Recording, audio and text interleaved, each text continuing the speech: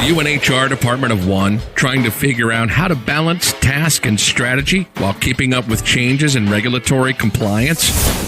Do you need a fresh outlook on old topics? Then stop what you're doing, grab your coffee, and get ready to recharge. If you have people, you have problems to solve and things to do. Your host is Brenda Neckvattle, a 20-year human resource professional, ready to explore the HR industry with veterans of business and life with fresh eyes and new ideas. Learn about the rapidly evolving changes in employment law around the country, as well as new tactics to deploy and build engagement in your workforce. If you're looking to implement new practices to make your job easier in HR, then this podcast is for you.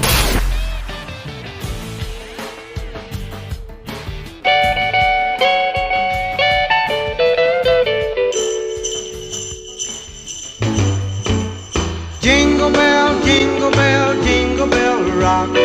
Jingle bells swing and jingle bells ring. Snowing and blowing up bushels of fun. Now the jingle hop has begun. Jingle bell, jingle bell, jingle bell rock. Merry Christmas, everybody, and welcome to the Best Practices in HR podcast. I am Brenda, and we're here. It is the last episode of the year. Can you believe that? A year. It is awesome. Today is Christmas Day, so for those of you that are out celebrating your families, again, Merry Christmas. I hope you guys have a wonderful and safe holiday. There's just nothing like this time of year, and it has been yet, and I hope it's been a fantastic year for everybody. But you know what? If it hasn't, in 1 week, you'll be able to do it all over again. That's the good news. Actually, you can wake up tomorrow. You can wake up in a half hour and start all over again. So anyway, so excited to have you guys here. Thank you so much. This is the 40th episode. So this podcast is now a year old, and we are at the 40th episode. And it's incredibly exciting. You guys have been along the way all year long. It's just phenomenal. And thank you so much for that. And if this is the first time that you're joining, welcome. Usually episodes are not this festive. You don't hear a lot of jingle bells, but you know what? Today's just a special day, so we give tribute to that. So just so you guys know what this is all about, this podcast is here to help you figure out some of the pieces and parts to the HR puzzle. And I'm here to help share with you the what and the how in human resources. I'm in the human business, and that means that there's a greater number of dynamics in the workplace to balance and manage. But today, most importantly, we're going to be talking about everybody's favorite, hang on, employment posters. It's the one thing everybody looks forward to week after week is the employment poster update. We're going to be rattling off these updates as we get closer to the new year to make sure that you guys have what you need going into 2020 and how to go about getting it. Oh, and how to do it at a lower price too. We're going to talk about a couple of employment law changes across the nation. And today's topic, I've been really excited about this. Bringing this person on. We're going to talk about how to professionally brand yourself with a phenomenal guest, Lauren Clemett. She's awesome. Love her. You guys are going to really appreciate what she brings to the table. We got the HR question of the day, and then at the end, we're going to talk about how you can get best practices delivered directly to your inbox. Now, before we move forward, folks, I want to make sure that you guys understand that the information that is available in this podcast is for informational purposes only and not for the purpose of providing any form of legal advice. You should contact your attorney to obtain legal advice with respect to any particular issue. And if you don't have an employment attorney, you're welcome to go ahead and reach out to me through my website, and I might be able to refer one to you through our affiliates over at Jackson Lewis and our friends over there. Okay, gang, so poster updates. Gosh, man, hang on. It's exciting stuff. So what happens usually towards the end of the year is that this information gets updated on a regular basis. So as states have been working on making sure that they've made adjustments throughout their year, then they go out and make the announcement that these posters are required, or they've added like a sentence. Sometimes they've added like a comma. It's just really funny. But nonetheless, there's important information, and you guys do have to have these things up. So here are the latest updates from since the last episode. So if you are in the state of Vermont, South Dakota, Oregon, Ohio, Montana, Minnesota, Maine, Florida, Arizona, Missouri, Oklahoma, and Washington State. You guys all have poster updates, okay? Again, Vermont, South Dakota, Oregon, Ohio, Montana, Minnesota, Maine, Florida, Arizona, Missouri, Oklahoma, and Washington State. You guys all have poster updates. Now, if you're new to HR, and you hear this, you're like, holy cow, I don't have employment posters up. No worries, okay? Here's what you need. You need to make sure that you have your federal employment poster up. You also need to have your state employment poster up. You just can't have the state thinking that you got everything covered, because the bigger Uncle Sam has rules and regulations too. So you need both of those. And if you're a federal contractor, you also need the federal contractor's poster up. So that means if you're a federal contractor, you need all three. Okay? So here's where you can go get them. You can go to laborlawcompliancecenter.com, or just Google Labor Law Compliance Center. You can also go to the bestpractices.work website and click on affiliates and scroll down, and you'll find them there. You can get posters for 25% off using our special code, and this is Posters 2020. Now you might have to use the 2019 version until the flip of the year, which the old code was Posters 2019, but either code will work. And what's awesome about this is that when you purchase your posters from our friends over at Labor Law Compliance Center, you're not going to get scary mail coming into you going, your posters are out of compliance, and your posters probably aren't out of compliance. So you won't have to worry about grabbing your chest and thinking that this is the big one coming down, because you know what, those are fear tactics, and it really drives me absolutely crazy when companies do that. So these guys, they don't do that stuff. They're very straightforward. Donnie's awesome. He's the owner of the company. You'll really appreciate the information that they have to offer. Definitely, you're welcome to sign up and get all sorts of updates from them as well, but more than likely you'll wind up getting everybody's state's poster updates. So you can always tune back into this show to find out if your state gets an update. Okay, so enough of that. So let's go ahead and take a look at employment law changes that are sweeping the nation. Don't have too much today. It's actually kind of quiet, and you think it might be a little bit more ramped up, being that this is the last week of the year. But never fear, come January, we'll wind up learning a lot of stuff. All right, so National Labor Relations Board has now ruled that employers may require confidentiality in the workplace in regards to investigations.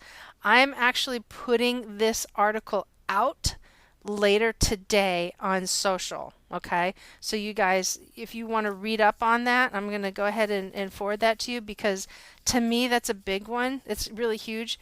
A lot of the clients that I've had to talk to over the years, I've had to explain to them, it's like, look, you can't, you got to be careful about how you're explaining that the things are confidential, and there's some concerted and protected activity around confidentiality, that employees can actually talk about things in the workplace. But when it comes to an investigation, this is like really awesome news. So I'm going to tell you at the back end of the episode how you can find this article on social and where you can go to follow me on it. So okay, so look for that. It will be on my LinkedIn site. Okay, that's the one place where you're going to find it, is over on LinkedIn.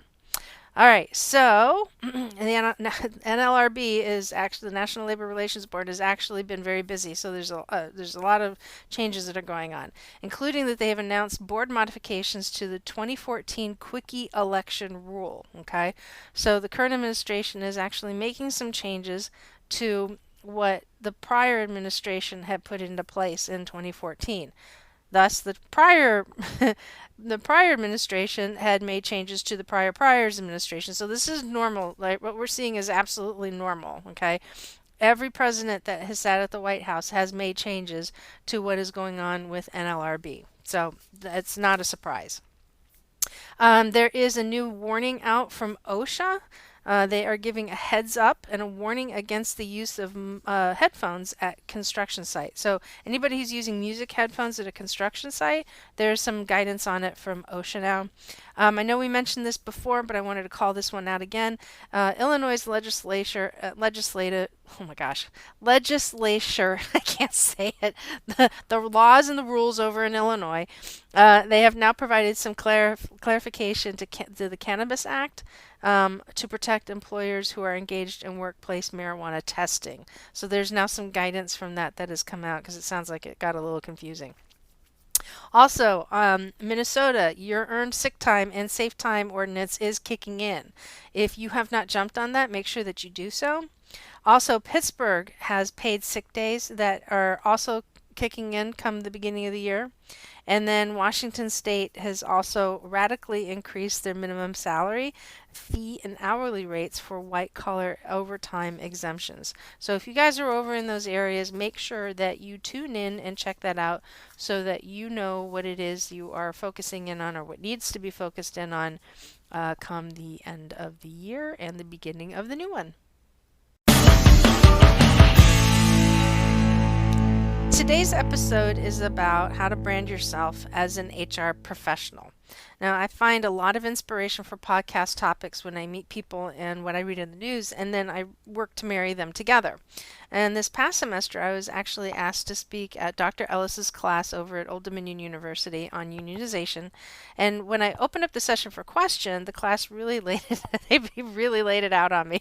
They hit me with every question on the planet. Okay, I swear, I think they asked every question on human resources they could possibly come up with, and believe it or not, none of them had anything to do with unionization. So it was a lot of fun. We enjoyed ourselves. What was supposed to be a 20-minute talk turned into literally a 2-hour conversation with the entire class, and they were absolutely fantastic. They were a lot of fun. So I also heard, in case you guys are listening, I heard you absolutely crushed it on your presentations, and congratulations on y'all. It sounds like you guys did a really great job. So one of the biggest, actually the biggest topic that we spoke of was, how do I get a job in HR when I have no HR experience? And that's a fantastic question, and I've been there, and it's hard. Okay, HR is a great field of work to be in. And depending on where you are, it can be a little cliquey, and that's not necessarily bad. But there are certain areas and certain pockets of the country where trying to find a job, HR people have kind of like a particular DNA of what we want, and rightfully so. And the big reason is because if you don't have the right HR person in, you're going to erode the culture, and it's not a bad thing. It's actually a good thing. And on the other hand, I have no problems throwing somebody new into a culture and shaking some things up with new ideas, new talent, new vision. There's nothing wrong with that.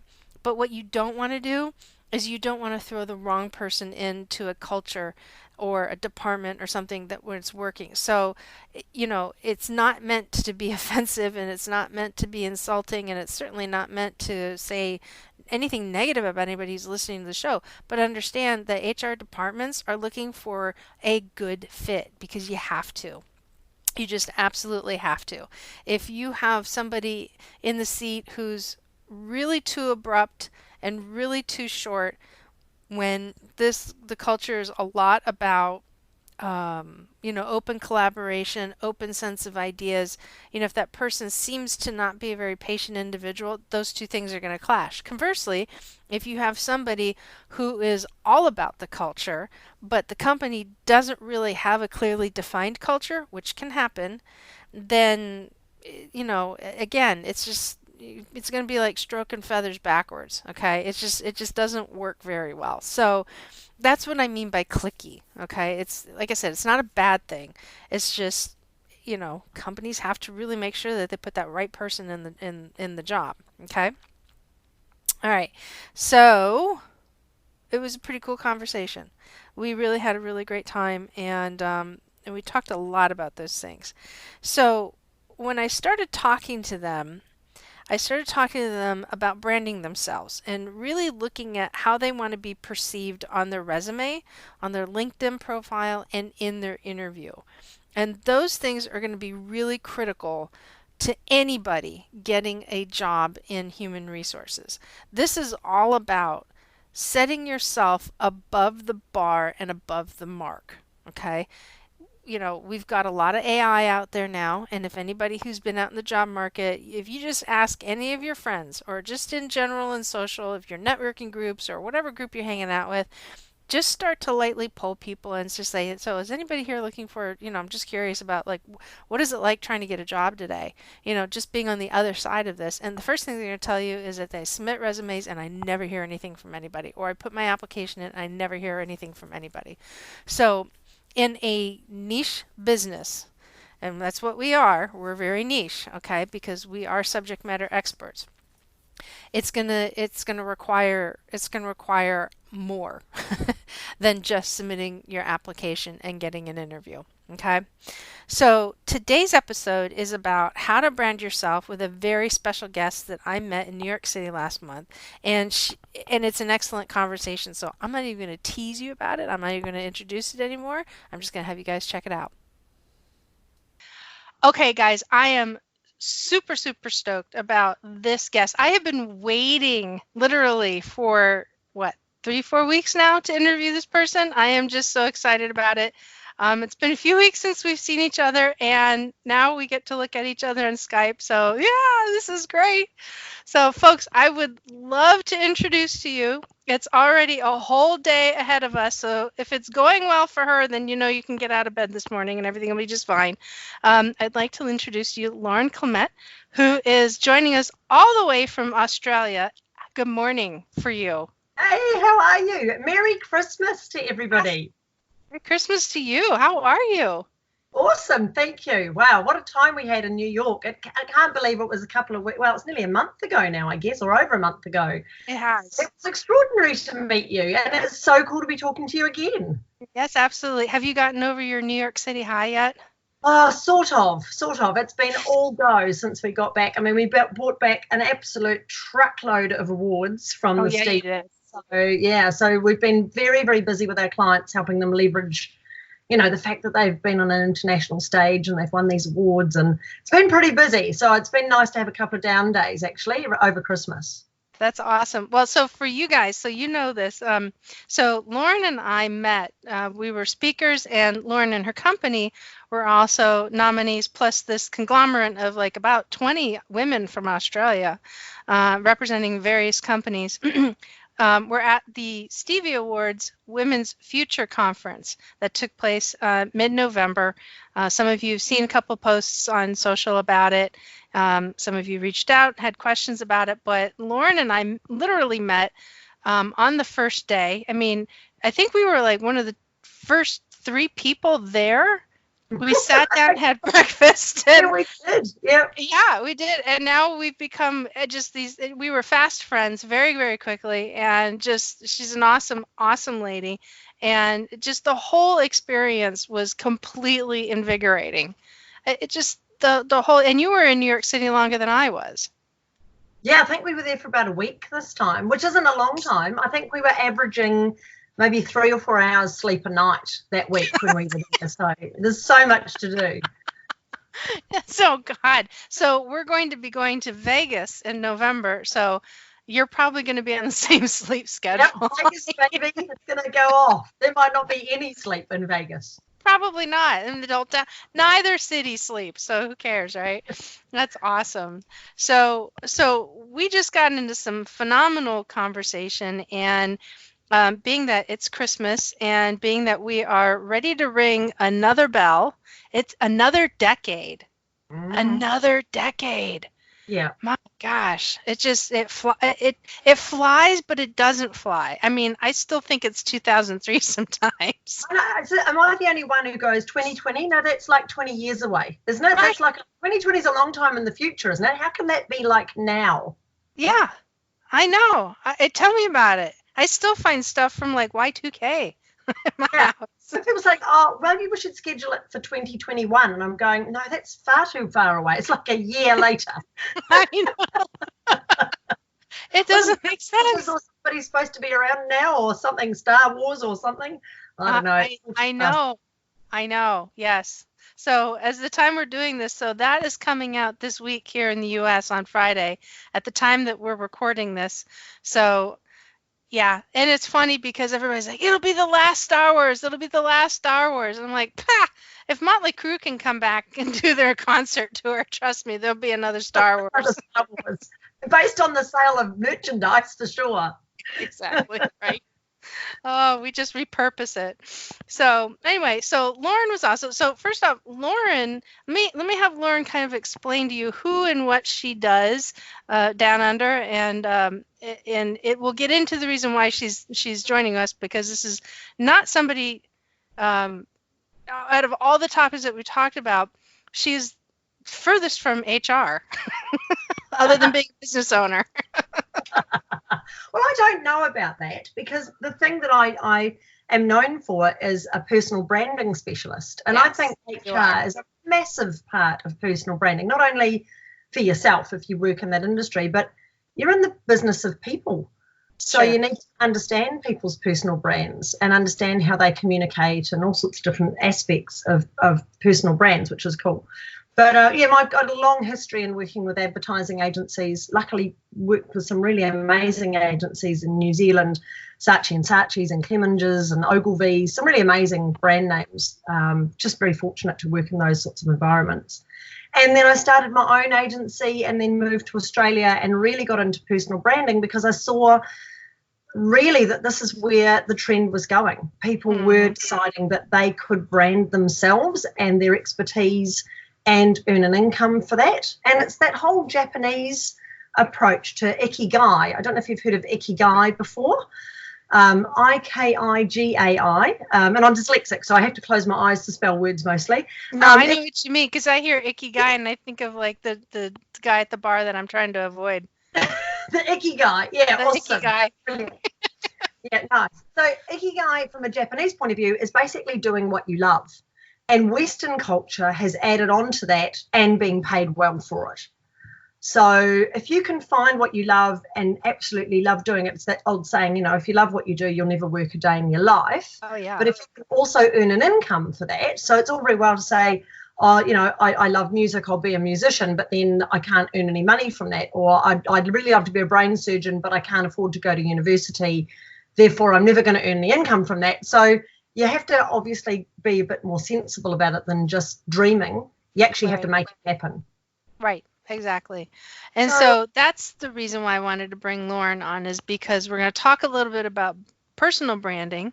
But you know what? We're also going to give another smattering of wisdom here, because there's a lot that goes into personal branding. It's not just what you look good on paper. It's about a lot of things, and it always starts with yourself. So, you have to first off, and you can disagree with me if you want, but in my humble opinion, I think you always have to really focus on investing in yourself. Yeah, absolutely. And I mean, that's the reason why when I first decided to get into personal branding, and I thought, okay, so what do I understand about this that I can teach other people? Mm-hmm. So I did something I teach all my clients to do, which is just brain dump, to clear off the kitchen table, grab a pack of Post-it notes and just brain dump everything you know about that topic of what you want to be known for out onto a table. Anything you've experienced, anything you know, and then eventually get to a point where you've got nothing left, and you can then sort it into, okay, so if I was going to teach somebody my skills, what I know, what order would I do that in? And it was exactly right, Brenda. It was know me first. And that's why my book is broken into 3 completely separate sections. Know me, like me, trust me. The first step for sure is understanding who you are and your place in the world, your purpose, your direction, your meaning. There's a load of amazing life coaches, and that's why the self-development industry has done so well. Tony Robbins and all those guys have done incredibly well, because they do focus on that whole thing of purpose. Why are you here? Right. But it goes back to, it's ancient Greek. The Temple of Delphi has got carved on the front of it, know thyself. Yeah. So it was Socrates and Plato. They all said this. Before you try to understand the world, first understand yourself. So yeah, you're right. The first step. Yeah. And so when you invest in yourself, that looks like, a couple of things. It could be, Lauren gave me a copy of her book and I just got done reading it. And it was very enlightening. But there's also some other things. I mean, you have to invest time to sleep. You have, that's a big one. Yeah, sorry. But if you've been to New York, then you sleep. Yeah. You sleep on the plane. Yeah. That's right.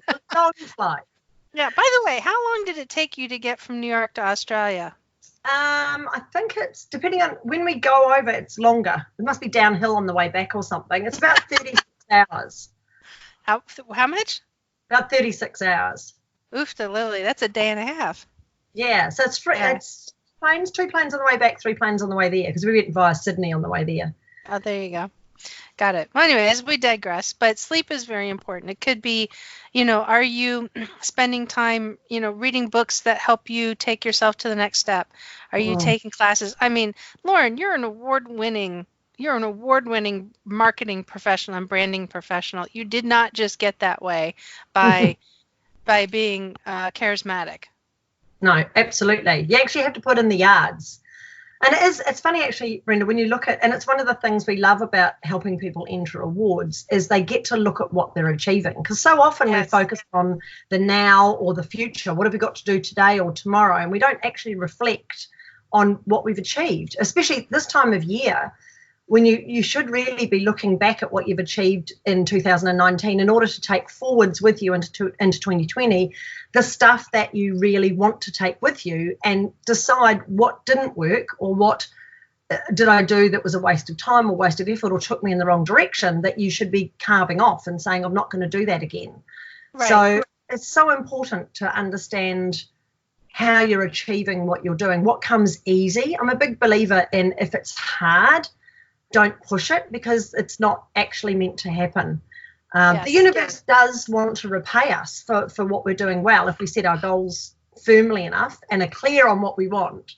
And it's funny, while I was in New York, I got to meet the voice of Siri, and she's actually that's right. I forgot about that.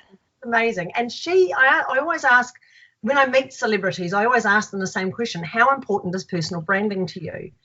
And her response was amazing. I am going to write a blog about it, because she said basically, the minute I got really 100% clear on what I wanted, all of a sudden all these doors opened, and it became really easy to attract the right opportunity to me. So I think that's so often we're sort of often multiple different directions trying to please everybody and trying to, that bright shiny objectitis that we all have. The next new thing to do, that we lose focus on where we really want to be in a week's time or a month's time or in a year's time. And we just said the year has absolutely flown by. A decade has disappeared on us, So what did we achieve in the last decade? What are we using from that to go forwards into the next decade with a set of really clear goals? Yeah. So when I worked for a Fortune 500 company here in the U.S., and I was their senior HR business partner. I was an account manager. I was really in the human capital management industry at that time. One of the things that I would do all the time, and it actually helped brand me, and because I'm sure some people are listening, and it's like, well, this is all really great, but how do I go about branding myself? One of the things that I started to do, I started to call out that when I gave guidance to clients, what I would say is, especially when we were talking about really taking into consideration the individuals that are involved in a particular HR situation. People on this show have heard me talk about it every now and again, that, I dealt with a near stabbing. And it was a very complicated situation. And, I explained to them, I said, we need to get the offender out of the building, but we need to do it professionally. But we also have to remember that we're still in the human business. And so, we don't know all the details of just happened. We just know a few, and we're in the process of controlling our environment.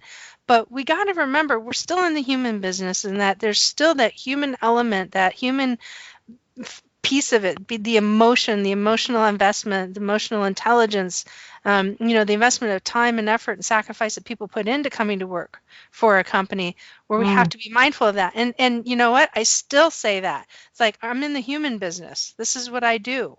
And that could be helping companies invest in their engagement. So I found myself being branded, and eventually people would say, yeah, she's in the human business, right? And it was like, oh, that caught on, didn't it? And I kind of surprised myself when I did it, but that's one example of how I used personal branding to be memorable. But for people who are just starting out, because this question has come to me recently, is how do I brand myself as an HR professional when I don't either have the experience or don't have enough of the experience? What would you recommend? With branding, and I mean, I've been working with brands for about 30 years, it's all about emotion. It's if you think about it, your favorite food or your favorite music, or you instantly recognize it, and it makes you feel a certain way. Your favorite alcohol or your favorite restaurant or your favorite holiday destination or your favorite label of clothing, whatever it is, you have a particular feeling about that brand. And it's been ingrained since the first time you saw that brand. And the biggest thing with the likes of Nike and, Coco Chanel and all the rest of it, they have this emotion around their brand, and they are totally consistent with it. Every single thing they do goes back to their brand values, their mission, the purpose, the whole meaning of the brand, and how they instantly want to connect with people's brains. Neurobranding is one of those sciences that I've been studying for a long time now, and it is, Maya Angelou said it the best. She said, people will forget what you said, they'll forget what you did, but they'll never forget how you made them feel. So somebody who's starting out, who hasn't got a lot of expertise behind them or many years or qualifications, the question to ask yourself is, how do I want to make people feel? Is it that I want to excite people or inspire them, or do I want to make them feel safe or looked after? How do I behave as a human being, not just with my clients, but with every single connection I have in my world? Because let's face it, the hardest thing to do, and I really hate that saying, fake it till you make it. I really dislike that, because there can be nothing fake about you, because in reality, it's just too hard to keep feeding that fakeness. The easiest way for you to create a really strong personal brand is just to live it. If this is what you're all about, then you don't have to force yourself or remember to do things or pretend. You can just be you. And just really love every aspect of your personality, whether that's like everybody talks about me with my energy. That's just the way I am. I'm this, whether I'm at home with my family, out sailing on a yacht, working in a workshop environment with clients, speaking as a keynote, anything, you get the same me. I don't change depending on where I am. So really think about, what's the emotion that I want people to feel, when they meet me, but to remember me and to expect from me every single time they work with me. So, and, there's something I really admire about HR professionals, because they have this superpower, and I don't know whether you've even recognized that you guys have it, but it's like, I don't know if you've ever done that exercise where you put one hand a bit further out with the finger up and one a bit closer, like the optometrist teaches you to do this to exercise your eyes, right? So you have one hand in front of you further away and one close in, and you're supposed to switch your focus between either the far one or the close one, and that exercises the muscles in your eye. So you could do that while you're listening to this. Put one at sort of arm's length close, and you can focus on the far one, then focus on the close one, and there's how to exercise your eyes, right? I'm giving you an optometrist lesson. It's good for your eyes. Just don't do it when you're driving and listening to this. Don't do this on the train. Fine. People will look at you, but don't panic. So the thing is, in HR, you have the superpower of doing that with people. You have this ability to be talking to the person in front of you, helping them with what they need right now, and at exactly the same time, you're also focusing on the betterment of the business and the department and the bigger picture. And not many people can do that. You have this superpower where you can focus on two different things at once and create a clear path on how you can benefit both. What's going to be the best for both worlds, this person in front of you and the team and the business and everything else. I just think you're extraordinary. Well, thank you. That is what I refer to as really doing what's in the best interest of the employee and doing what's in the best interest of the company. And it's a very delicate balance. And I love your example of it. You're right, because, when we're going through a scenario, we have to be thinking about, okay, we're in the human business, but yet at the same time, a company's number one responsibility is to keep the doors open so that they can run payroll.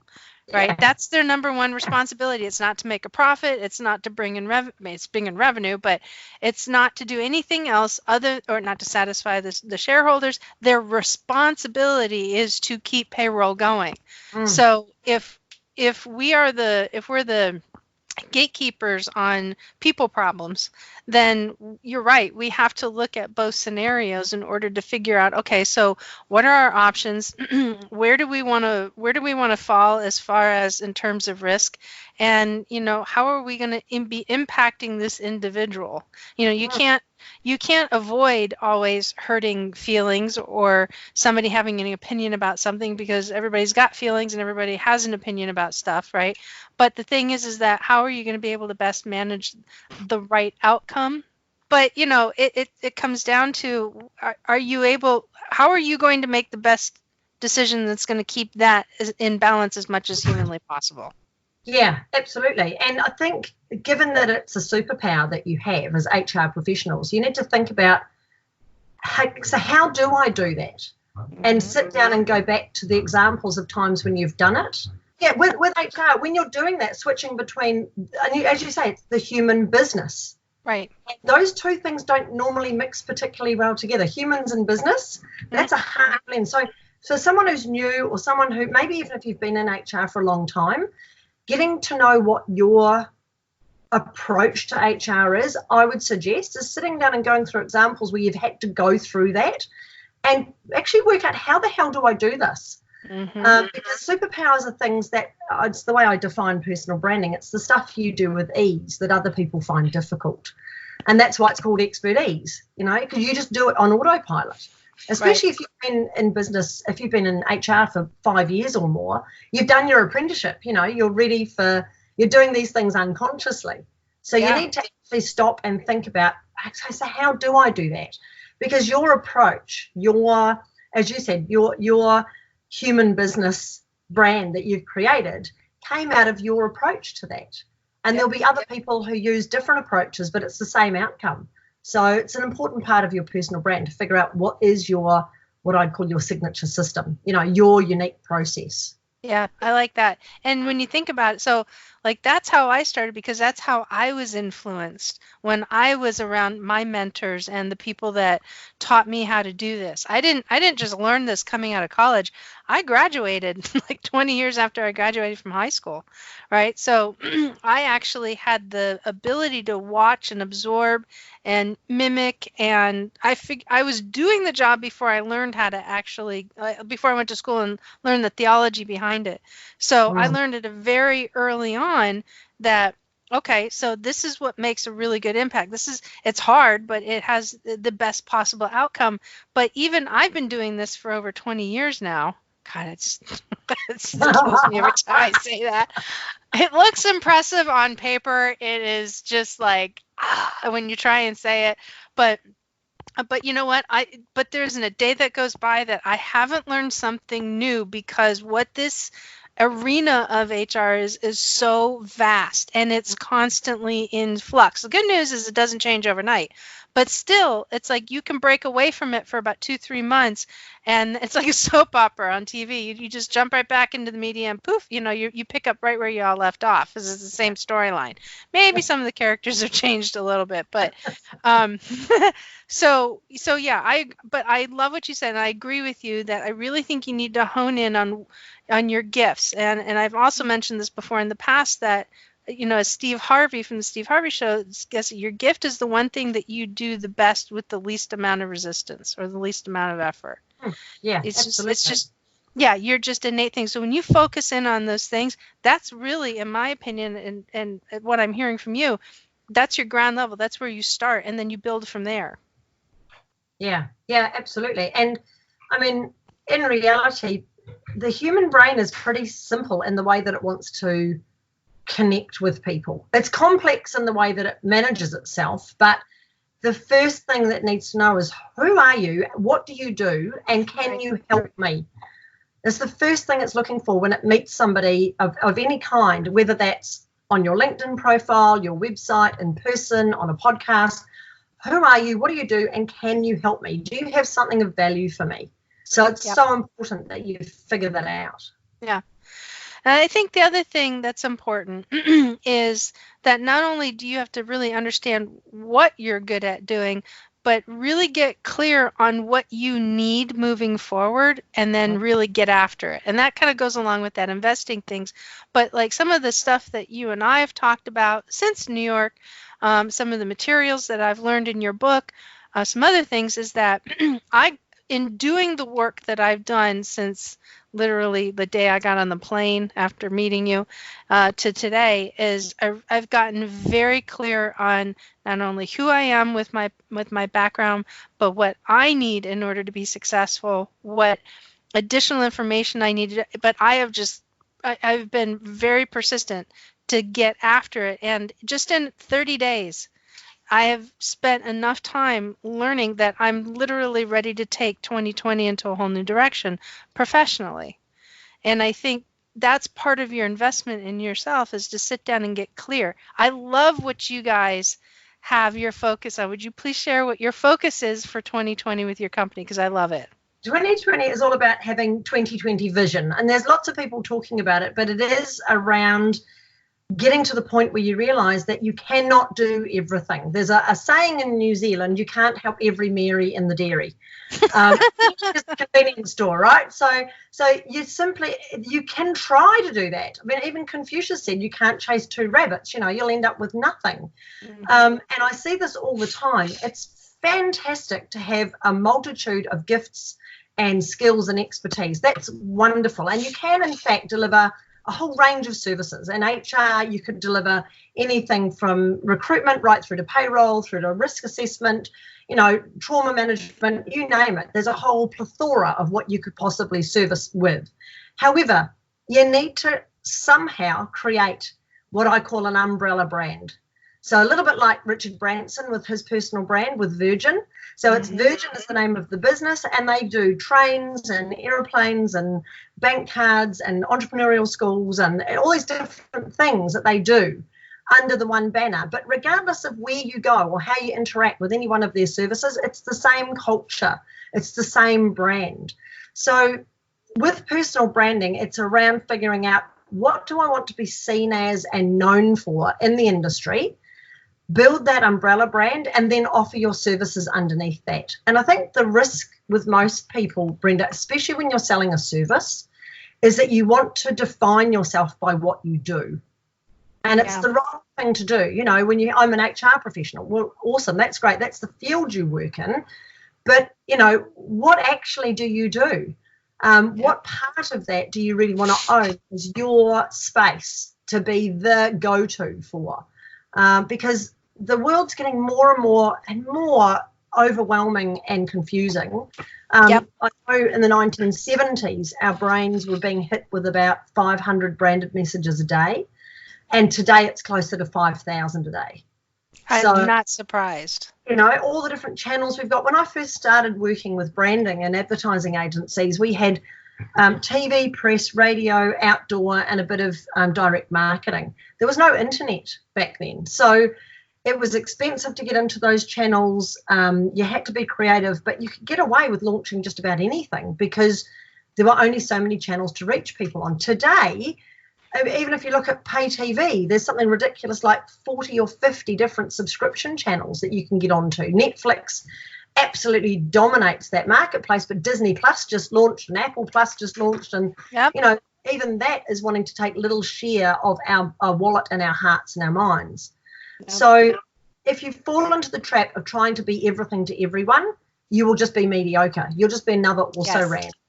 And that's the risk that you play. And that's fine. If that's what you want to be, then that's awesome. Then go do that. But if you really want to be the go-to, standout, award-winning, and I guess that's what helps you, Brenda, with your 2020 vision, is once you've made that decision, once you've drawn that line in the sand, Then you can go, right, what media do I want to be in? What podcast do I want to be interviewed on? What awards do I want to win? What events am I going to go to? What conferences do I want to be a speaker at?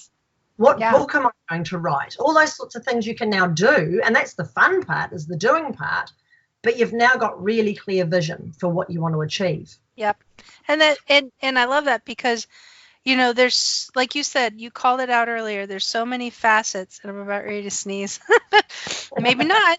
There's it won't come. No, thank you.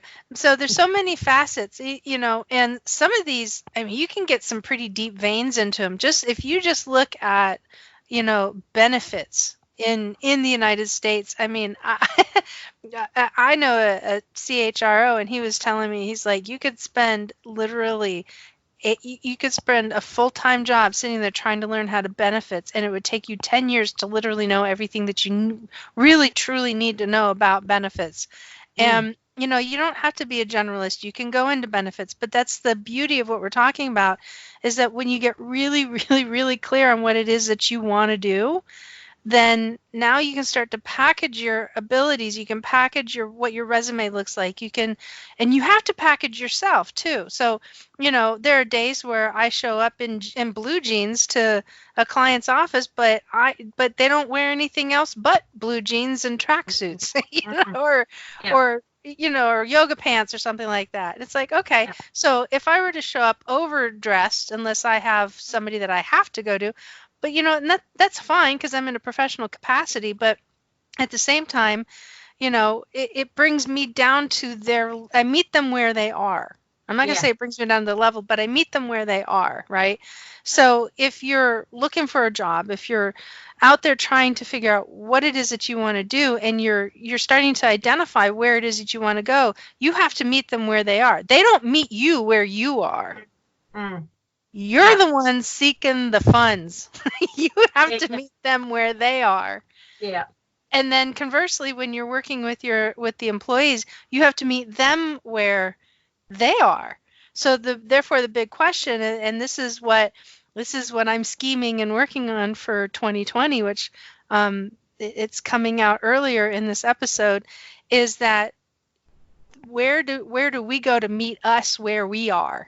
And that's huge, because we really do have to have a lot of strength, and we have to have a lot of resiliency to get through these challenges, because a lot of people 49% of the businesses in the United States are small, which means that you are more than likely, if you're listening to the show, you are more than likely either in a very small HR group or you're an HR person of one. And that's really, really hard. And I've done it, and it takes a lot out of you. Which really kind of brings me to the next and the last point, is that when you're in those positions, you have to find ways to be very good to yourself too. Absolutely. Yes. It's one of those things that I think I've actually learnt over time. It's taken me a long time to figure that out myself, because I am a bit of a self-starter. I'm self-motivated. I don't need a lot of external motivation to get up and do what I do. I love what I do.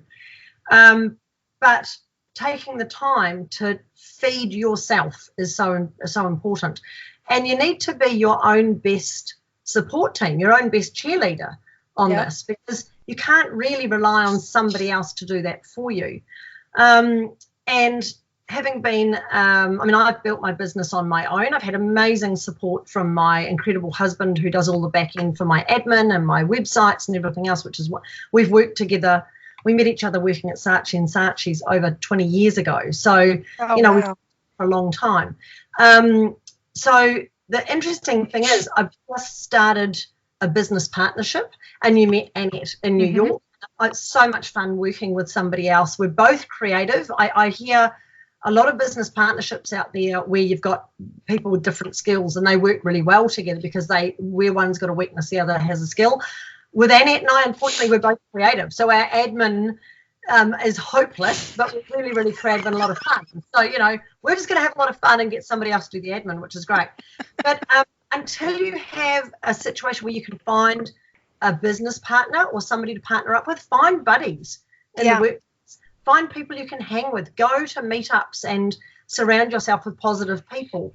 And I mean, we talked about this funny thing that I talk about all the time, the itty bitty shitty committee that we all have, and it is constantly there. It's that little nagging, you're not good enough, imposter syndrome. Any minute now, someone's going to figure out you're a fraud. You actually don't know what you're talking about. You just didn't win these things properly. You just won them because you entered them, and all these sorts of ridiculous. I call it similar to it's psychological self-harm, basically.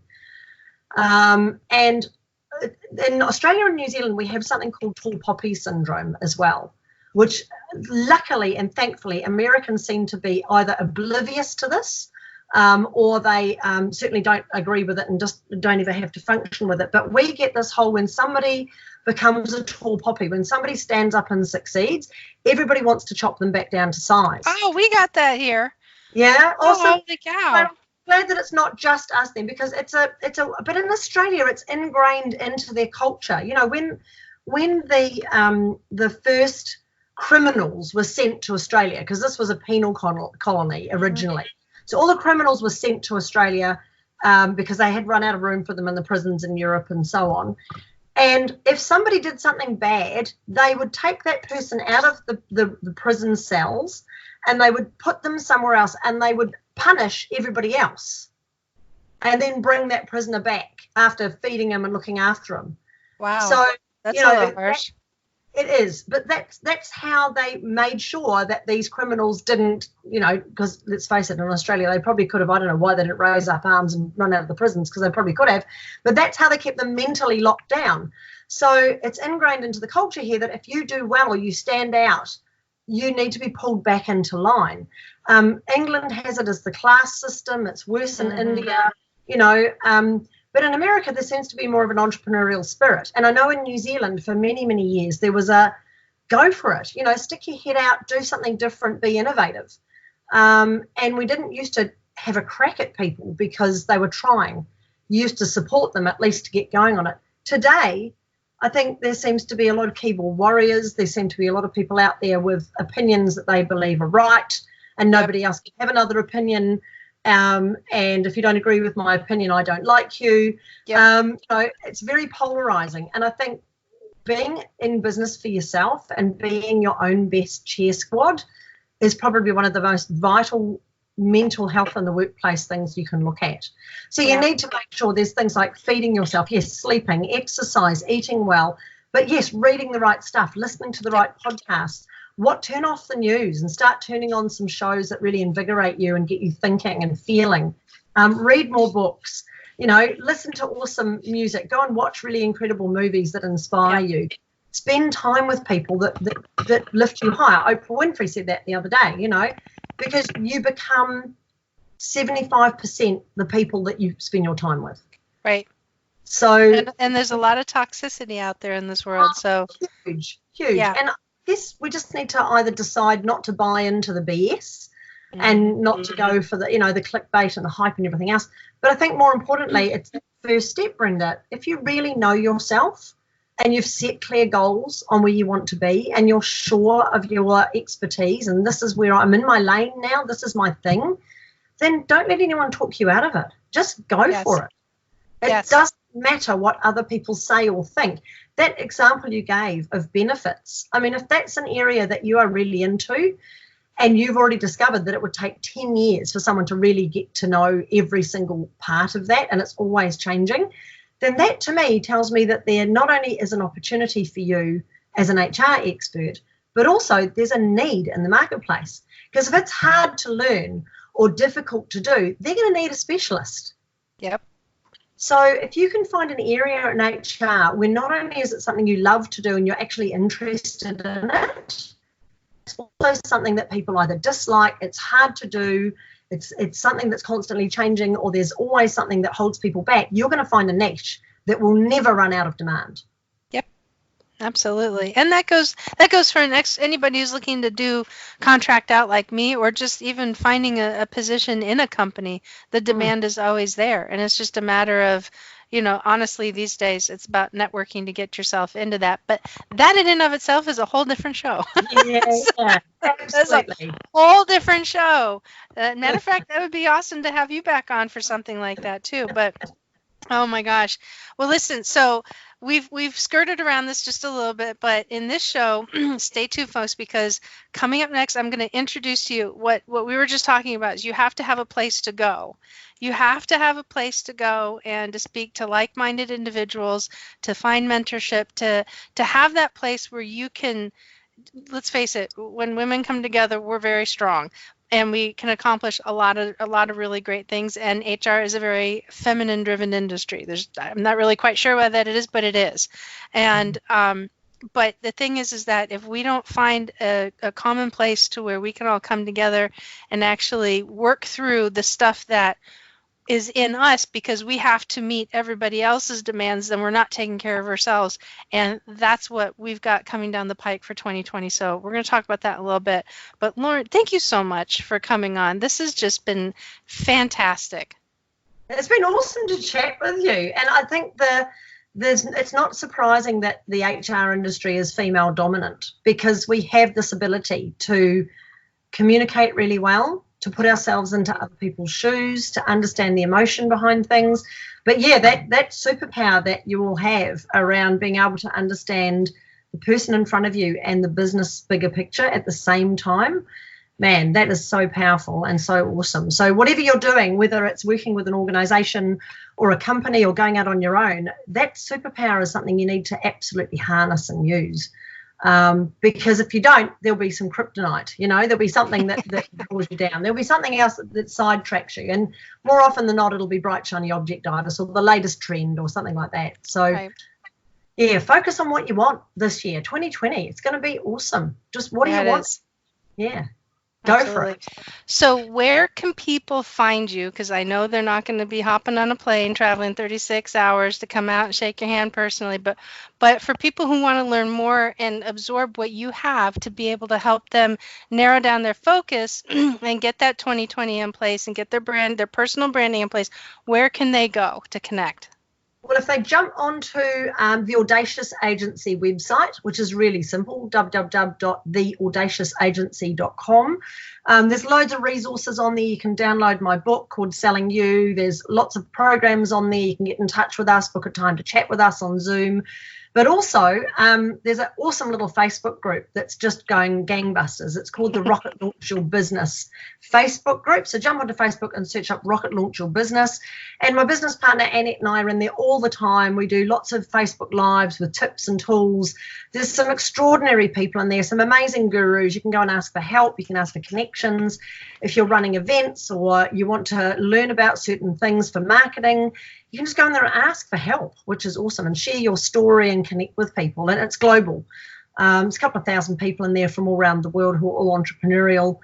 And, it's a really cool way to get together with some like-minded people and have some fun. But also, learn how to rocket launch your business and get yourself out there. Yeah, and you know what? The site is designed for business specifically, but take business out and put you. And it's essentially, because I've been doing a lot of your work, so it's essentially kind of the same thing. So you just have to kind of move the puzzle pieces around. So it's like, oh, okay, it's not really. I am my own business. So absolutely. You're an entrepreneur or an entrepreneur, either one. So definitely. Very good. You're your own brand, and you've got amazing. Yeah. The nicest thing is, Brenda, is you have the most amazing skills and assets in who you are that most people underestimate. So, you don't deserve to be anything other than well-known, well-paid and wanted for what you do. Yeah, absolutely. I agree. Lauren, thank you so much. You're very welcome. It's been awesome to chat. So as you can see, you have to give some thought into how you want to be seen as an HR professional, especially since this role is expected to grow 7 to 10% between 2018 and 2028. All right, that's over 14,000 jobs in the market.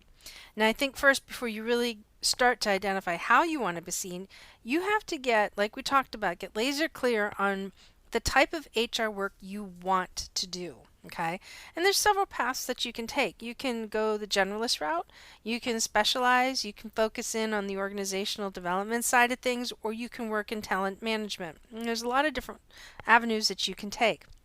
Now, the industry is starting to see kind of a shuffle in the titles, and what I'm seeing is that the HR generalist, the HRBP or the HR business partner and the HR consultant are really being used synonymously in job ads. And I think that's happening because I think businesses are really trying to competitively attract the right kind of talent they seek. So they're casting out there trying to pull some additional talent in because it's really hard out there right now. If you haven't been recruiting anybody, it is really, really challenging. And I've got several clients that I just simply source candidates for, but I really focus in on the ability to brand their position properly and make sure that it's titled properly as well. But I can tell you it's an absolute real challenge to find what it is that you want and who it is that you want. But anyway, okay, so we digress from that. So after seeing the shuffle in the titles, also HR consultant really is now considered, human capital management. So if you're working in like in a payroll company that has HR services attached, that really is a human capital management industry. Talent management and talent acquisition include a great deal of recruiting, but a highly concentrated focus on meeting specific business objectives, including sourcing talent for potential contracts, like you would find in government contracting, or all the way to succession planning, okay? And succession planning happens everywhere, hopefully. If it doesn't, you're in the seat, you know how to make that happen, right? So once you get really clear on the direction that you want to take, then you have to look at your market. And this is really important. Now, where I live, 80% of the businesses here are small businesses. That means it's highly likely that if I wanted to go back into the field and pursue a director's job, I'm likely going to be performing the role as an HR office of one. Now, this is a really offset area when it comes to that because in the United States, 49% of the businesses are small business, 51% are larger. Okay, so here, in my neighborhood, 80% of the businesses are small, 20% of the businesses are large. We don't really have Fortune 100 or Fortune 500 companies here in this city. We don't have very many of them. I think we only got like maybe one at best. So, or actually two. Yeah, we have about two. So, being in an HR office of one means that you're really going to be focused heavily on that tactical side of HR, more so than what we know in this industry is defined as strategic. Okay. Now you're going to be doing, don't get me wrong, you're going to be doing both, but the strategy side, absolutely will be in play, but not as much as I think you want it. All right. So you really have to think through. You have to get to know your market in order to find the kind of job that you want. Now the question is that the kind of work you want to do? If you want to be in a more strategic role in an area with small business market, then you're going to want to work for a larger corporation. And that means that you're going to have to really look for the right position with the right company. Okay. If you're starting out in HR, then you are going to need to focus in on the HR administrator or HR coordinator positions. And these are really base roles that will provide you the opportunity to do kind of like the basic tactical work, such as new employee orientations, entering and keying information into the HRIS system, and possibly helping with open enrollment. Let me clarify. So for coordinator and admin positions, these are really great positions for people who do not have an HR education, who have not done the HR work before. They may have done one or two things, like they may have collected applications, or they may have worked, like I worked in retail for a long time, and in my early years, I was responsible for the entire HR function, but I wouldn't necessarily have considered myself an HR manager, right? So these are great entry-level positions for you to get entry-level type work. Now, if you're coming directly out of school and, you really want to get not that admin level work, but one step up, target the generalist position, but understand that that's going to be a big challenge for you. And that's why branding is so important, because they want tenured HR generalists to have that rich experience that matches with the kind of work that they need to produce. So it's hard in HR to get a HR job unless you have prior HR experience, and that comes with finding the right job that allow you to get in. So, if you're coming out of school with a degree in HR but no HR experience whatsoever, you're really going to struggle. So if you're in school and you have the ability to pick up a part-time HR coordinator, part-time HR admin role, then you're really going to be able to, then you've got some roots, to be honest with you, and you'll be able to start moving forward. So the coordinator and admin positions will likely have less to do with resolving employee behavioral issues or violations of company policy, and more of that go-to person that employees can ask questions on where to find their benefits, how to look for their doctor under the benefits program, etc., etc. Now, once you're really clear on what kind of HR work you want to do, what your market looks like, then you can really start to think through the key topics that Lauren spoke of and get after your next opportunity or brand yourself even in your current position.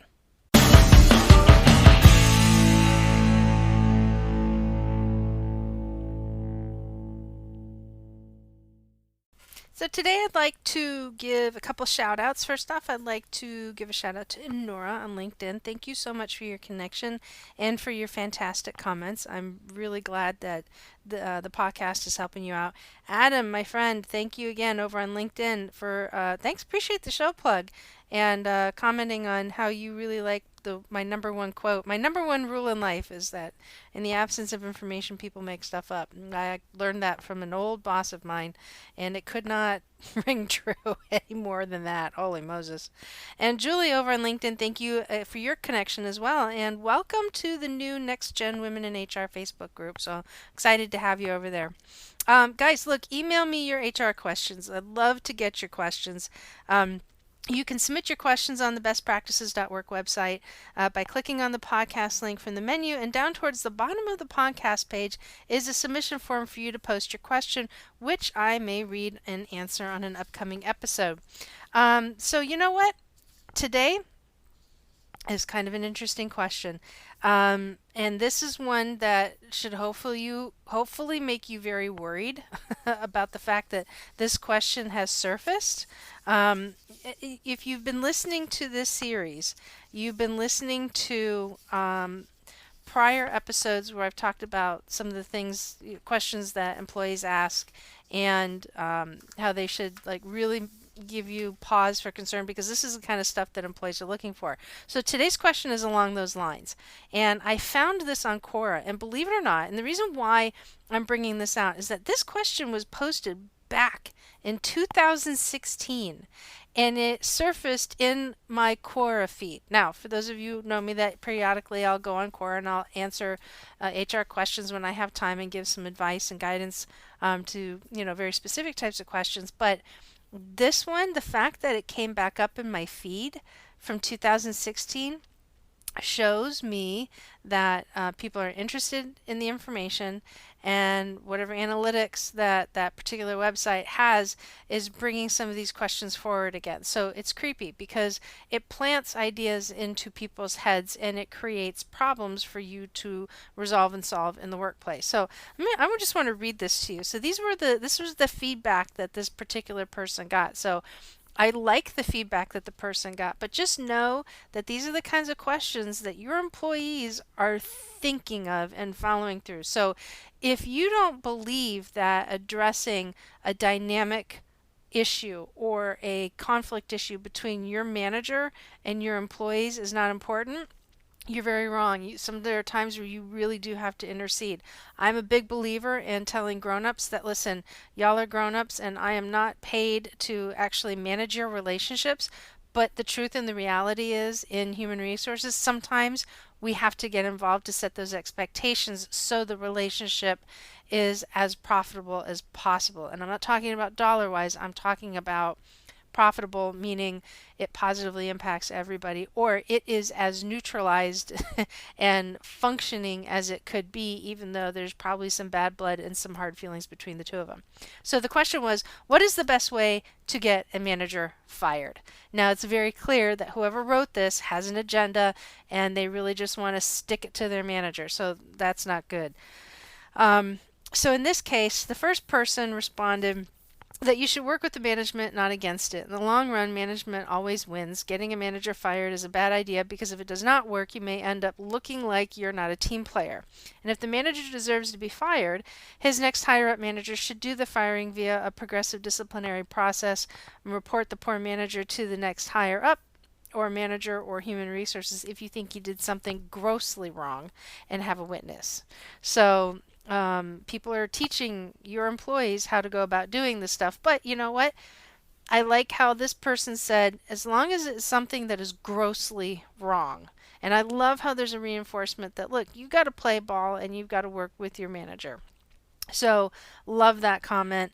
It was a lot better than I thought it was. But the next two comments I also like as well, parts of it. So, we'll get to that. So, the next one is trying to get a manager fired is a quick way to find yourself unemployed. Senior management is going to give the benefit of the doubt to the manager. Not really crazy about that comment, but it reads on.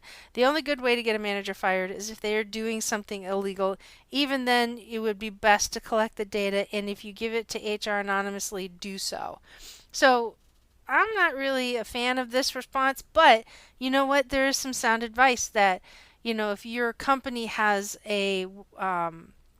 like a secure place or a safe place that employees can anonymously report information if they're fearful of their job, and they can actually provide you as an HR professional, as an HR champion, that information, then you know what?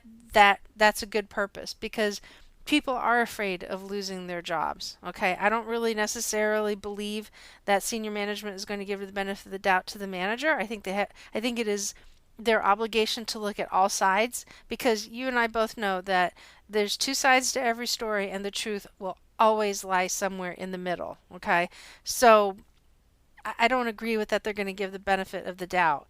If it's really like out in a left field accusation, yeah, I could believe that, and it really doesn't align with that person's opinion, then yeah, I'll roll with that. But man, that's a hard sell for me. And then lastly, the next question is, or the next response would be, why would you want to do that? But if you're trying to get him fired, he must be doing something. All right, so let me start again because the grammar on this one's really bad, so I'm sorry. I have to interpret it. Why would you want to do that? But if you're trying to get him fired, he must be doing something that he doesn't have any business doing, and you must want to bring it to life, like sleeping with an employee or stealing money with the company and other bad stuff. So that's about as good as that one's going to get. But anyway, yeah, again, going back to the reference on, it really needs to be a gross infraction. It has to be pretty significant for you to want to raise your hand. And yeah, ick.